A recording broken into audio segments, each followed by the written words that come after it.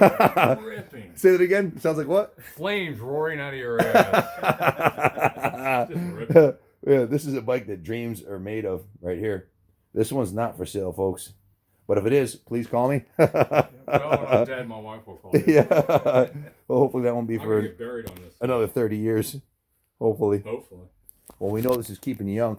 Got a nice 354 over here, Honda, and then some stunning 350s under here. That's what these are, right? Yeah, I gotta show you my one show. He's got a show bike in here. Again, not for sale, but it is stunning. You'll never see a cleaner one than this. Now this is original No, this is restored. or restored. So this was a frame off. Oh yeah. This is the one when you want to win a trophy. Yeah. You bring this one out. Did you do this restoration? No, my friend Lee did it. Wow. Man, I did the chrome fenders. Those are beautiful. Yeah, he sent him out to Texas to get re-chromed. Wow. He spent mega money on this. What do you think he estimated? Like, give me a ballpark. What do you think he spent on it? He spent $1,200 just for the seat. You hear that, folks? $1,200 just for the seat. Why was the seat so expensive? NOS. NOS.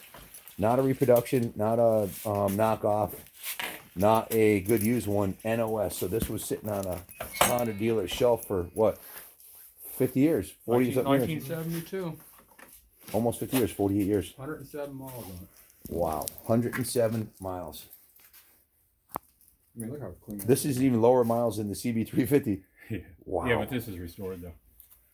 That's original. Original is very. Now, did it have 100 miles on it when your friend restored it? No, this bike, I rode it for about 5 years. He came out, and this is the first one he bought, and he did this to it. And you bought it back from him? I bought it back. I bought all three back. Why did he sell it? His wife found out he had a girlfriend. Yeah, folks, note to self, don't cheat on your wife or you will lose not only your CB350 and all your other, but you'll be punished and you'll lose your house and you'll be paying alimony and some other dude will end up riding your motorcycles around and in your house and riding your wife probably. Just note to self, yeah, don't do that. Don't do that. Poor bastard. Anyways, this thing is just beautiful. Yeah. Wow. Museum piece, absolutely museum quality. Look at the pipes on this thing. Not a nick in them. Yeah, those are the aftermarket ones I was telling you. Oh, are they really? I thought they were original. No, they're aftermarket. How can you tell the difference? They don't have the Honda They don't stamp. have the print mark on it. They don't have the trademark Honda print mark. It says HM something on there, right? Yep, and that's nothing. Yeah. Well, But if you didn't tell me, I wouldn't have noticed. nah, What do those cost? That set? $975. $1,000 with shipping, probably, right? No, you can get them shipped for $975. Oh, not at your door. Yep, Wow, that is a beauty.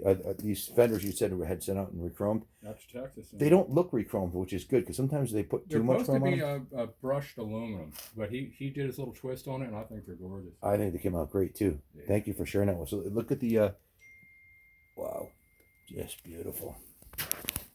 A lot of NOS parts. So your friend Lee bought this one and restored it. Yeah, This he is wanted all three generations. what's special about this one, Mac? It's in 1969.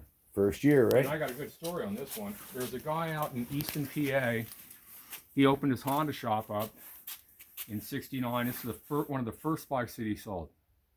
And 50 years goes by. I bought this bike from Troy in Easton. This is one of the last bikes he sold, and the shop closed down. Wow. So it really has a really neat story. So I sold this to Lee. He restored it. Girlfriend, wife bought it back. First year models always seem to be the most highly collectible. This is a KO, first year. It's basically just a CLCB motor. I gotta say, It has the electric start. the color's beautiful. Yeah, that's factory color. And electric start's nice. They did away with that on later years, right? Yep. They only had it on 69s and early 70s. I wonder why they took it off. Maybe for weight. They wanted to compete with the DTs and stuff, so they shed 60 pounds, Wow. changed the frame up. Wow. And, So the 69 60 pounds heavier than the 70? Yeah. Mm-hmm. Wow. Where did that weight come from? Electric starter, a different frame. You know, I never really. It's just a bunch of doodads. I mean, these fork braces, yeah. I never. Fender braces, they add weight. There's a couple pounds. I never noticed. Honest to God, I never noticed that there was that much of a difference in them. You learn something every day, folks. So this is a 1970. No electric. 72. No electric start. No heavy braces on the forks, and a bunch of changes to the frame that lightened it up 60 pounds, I think is what he said. Very cool. Not everybody's an SL350 guru that would know that, and certainly I don't claim to be, but I know enough to be dangerous. Well, they made 91,000 of the SLs from Total? 69 to 73. The CL run, they made 285,000. The CB run, they made 320,000. And how many again on the SLs? 91,000. In how many years? From 69 to 73. So in 4 years, they made 90,000. Do you know what the stats are per year? No. But the thing that makes these bikes rare is because we rode them in the woods and through the creeks and we killed them. Destroyed them. Yeah, where a street bike can last a long time as long as you don't crash on the street. It's real easy life. But you take these things out and run it through the creek and suck up a bunch of mud and water, you're going to kill that motor. Yep. And we did that. And when you're trying to make that jump and you don't make it, you bend the forks and do stupid stuff. And a lot of them were stripped down. Like the headlights, and when they're used off-road, they take the tack and the speedo and the headlight and the turn signals off and the mirrors and the rear thing and put a high pipe on it. They would be totally butchered. So to find one original like this, restored to original condition with 100 miles on the restoration. I value this at about $9,000. Yeah, and good luck finding another one, you know. Oh, Randy Marbles. Marbles, he's got them in stock? He sells them for like $9 grand. 9 grand? Yeah. But when you look at his postings, they're all sold. That's what he says anyway. Well, his paint work is the best, isn't it? He does work like this. I mean, he does real nice work. And back to what I said earlier, find a shop that can do it, and if they charge you by the hour, you couldn't have them do it for 9 grand. No. So he's not really making that much money at 9 grand. You got to figure he's going to buy the bike for 2 or 3 grand. Then he's got a couple thousand in parts, and then he's got, like you said, a month's worth of work. Yep. So he probably ends up making about $4,000 or $5,000 gross over the course of a month. He's probably making $20-$25 an hour, if that, for his labor. Pay all those people. Always best to buy them done than do them yourself, unless it's what I call labor of love. I paid 14 grand for this because I wanted it. And it's worth every penny. Oh, to me it is. Every time I ride, it's a freaking holiday. So what you had mentioned with you, it's been a labor of love, the years you spent restoring the bikes we purchased from you. Passionate about it, just passionate. Yep. And you're creating a studio upstairs to do it, so you'll be able to up your game a little bit. Yep. And not down here in the dirty garage. And now that we bought 16 or 18 or whatever it ends up being of your bikes, you're gonna have a little more room to. Yes, I want the room. Because I couldn't ride stuff for years. I had to move the herd to get to the one bike I want to ride. So now I'm not going to ride it. Then. Springtime's coming. You have to fire them all out and take them out. Yeah, I plan on it. But I'm probably going to be buying more. I know I am. Well, I did the S2, the H1, the Magna, 70 SL350, 71 SL350. And the Ford 175. That's a lot of time. That's 9 motorcycles that you restored, frame up, at a month a piece. That's 9 months of your work, and you know it took you more than a month. But you know, I'm guessing it took you more than a month, right? And I sold a bunch of bikes I restored. Wow. Yeah, the most I got for an SL350 was $5,500. It was a nice bike. Oh, it's called Ruby Red. That's the red color for the SL. Ruby Red. They're hard to find in this kind of condition, straight up, let alone a brand new one with 100 miles like that one. Yeah. Now for the hard part, let's pay for them. You want to grab the titles, and Chris and I'll start counting the cash out. Chris, you want to count this?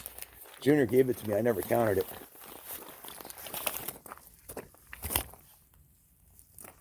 That's a big envelope. Start counting, brother. They're all hundreds, so. Like I said, we normally pay with a check or wire transfer, but this is the first time we've done business here with Mac, and he didn't want to add a state check, and I don't blame him. Put them in $1,000 piles. 3, 4, 5, 6, 7, 8, 9, 1. 2030? Yep. Let's see what it says now. So the title's 2030, and now it says 2067. So 37 miles. I didn't think I went that far on it. 37 miles on a full frame-off restoration that took them at least a month. I did it which is realistically 160 hours worth of work. I did it in 17. That was 3 years ago. It's beautiful. You know, this might be my favorite color. There's I love something about that metallic. That is a warm green. The camera's not picking it up, but this thing just pops. How you doing, Chris? Counting away. What are you up to so far? 9,000 right here. Keep counting, brother. That's it. So Mac just checked the title on this one.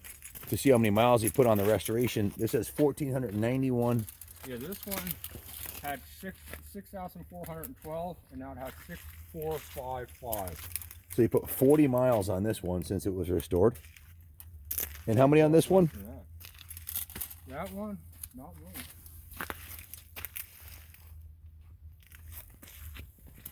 And that one was done in 16. That was 4 years ago. 4 years ago?